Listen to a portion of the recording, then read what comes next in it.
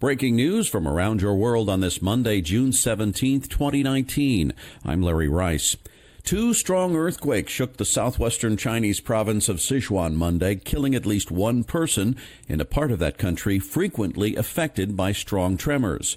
The first, magnitude 5.9 quake, was followed around 30 minutes later by one registering 5.2, both at a fairly shallow depth of 10 kilometers and centered near Changning County. The US Geological Survey said shallow earthquakes tend to cause more damage to buildings and infrastructure. Chinese state media said shaking was felt in major cities in the region, including in the Sichuan provincial capital of Chengdu and the metropolis of Chongqing. The local emergency management ministry said firefighters have been sent to the area as rescuers. A 1976 earthquake centered in the northeastern city of Tangshan killed at least 250,000 people. China's worst earthquake in recent years struck the mountainous western portion of Sichuan province in 2008, killing nearly 90,000 people. That earthquake was about 400 kilometers from Monday's quake. Electric power has been mostly restored after a massive blackout left tens of millions of people without power in Argentina and Uruguay Sunday. More than 80% of customers in Argentina and 88% in Uruguay had their power back by Sunday evening after an unexplained electrical failure that morning left most of those two countries in darkness. The outage, which occurred as some people in Argentina were heading to the polls for local elections, also hit parts of Chile and Paraguay. Officials are still investigating the cause of the failure, but some Argentine media outlets reported the outage was connected to a failure in electricity transmission from a hydroelectric dam. Argentina's energy minister said that while officials do not think the outage was caused by a cyber attack, they are not ruling out any possibility. Egypt's state TV says the country's ousted president, Mohamed Morsi, collapsed during a court session and died. State TV says the 67-year-old Morsi was attending a session Monday in his trial on espionage charges when he blacked out and then died. Morsi, who hailed from Egypt's largest Islamist group, the now outlawed Muslim Brotherhood, was elected president in 2012 in that country's first free elections following the ouster the year before of longtime leader Hosni Mubarak.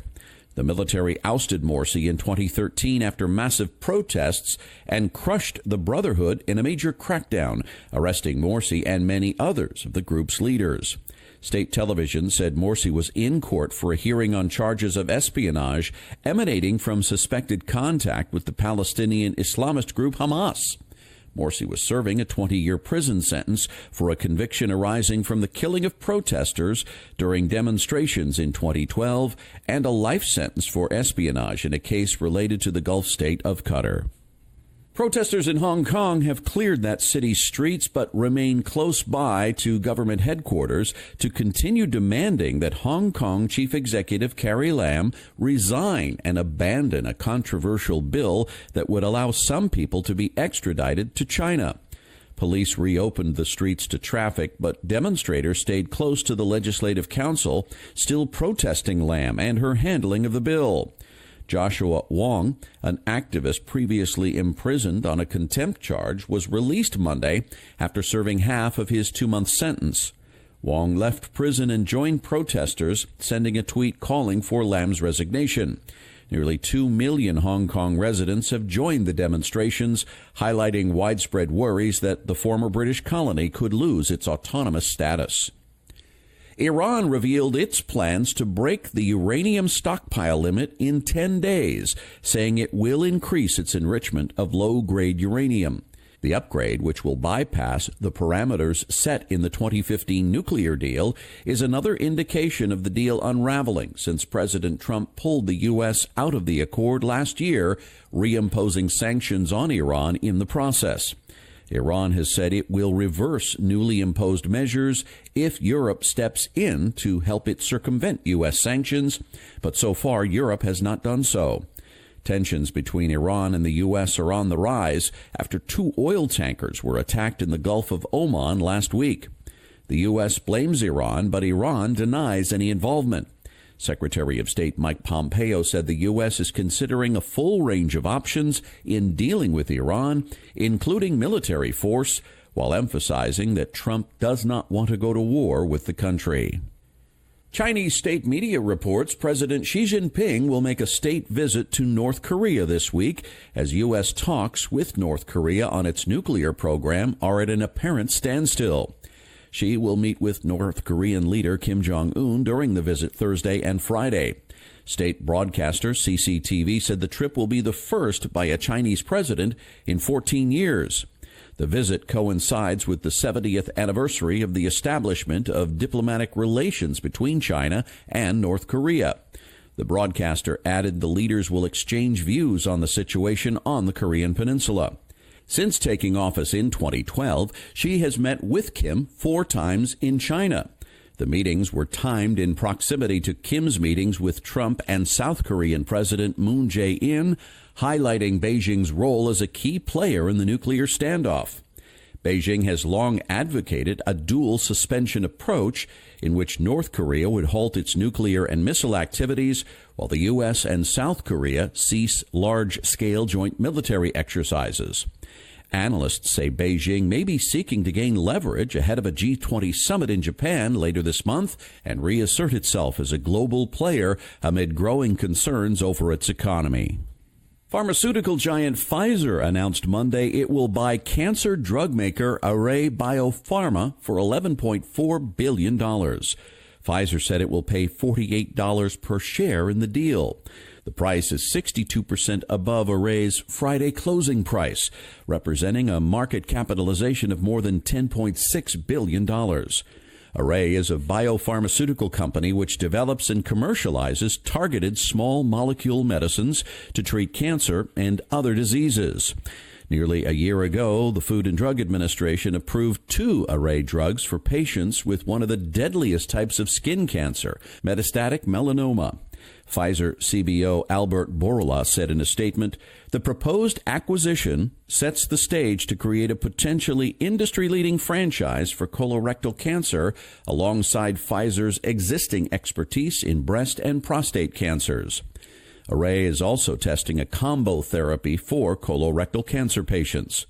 Pfizer said it expects the deal, which requires final approval from the boards of directors from both companies, to be completed by the second half of this year.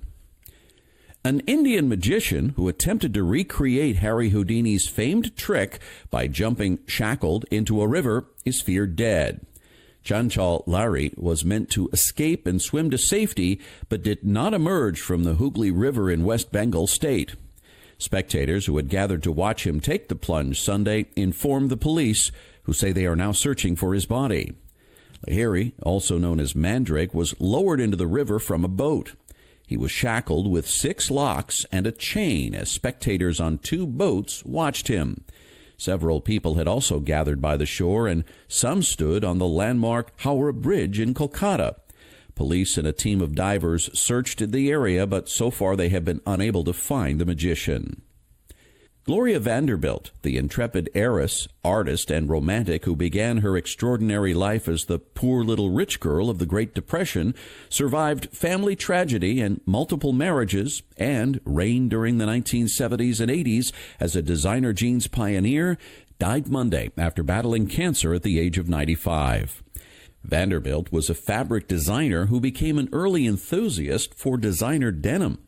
At its peak in 1980, the Gloria Vanderbilt brand, with its signature White Swan label, was generating more than $200 million in sales. Vanderbilt was born into wealth in 1924 as the great-great-granddaughter of Cornelius Vanderbilt, the 19th century railroad and shipping magnate who amassed one of the greatest fortunes of the time.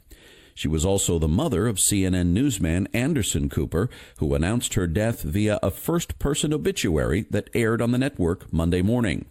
Cooper said Vanderbilt died at home with friends and family at her side. She had been suffering from advanced stomach cancer. And that's your update for this Monday, June 17th, 2019. I'm Larry Rice. Thanks so much for listening, and I hope you have a wonderful day.